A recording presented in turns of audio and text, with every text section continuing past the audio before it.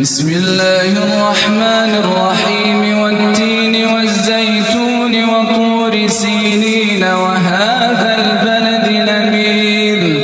لقد خلقنا الإنسان في أحسن تقويم ثم رددناه أسفل سافلين إلا الذين آمنوا وعملوا الصالحات فلهم أجر غير ممنون فما يكذبك بعد بالدين أليس الله بأحكم الحاكمين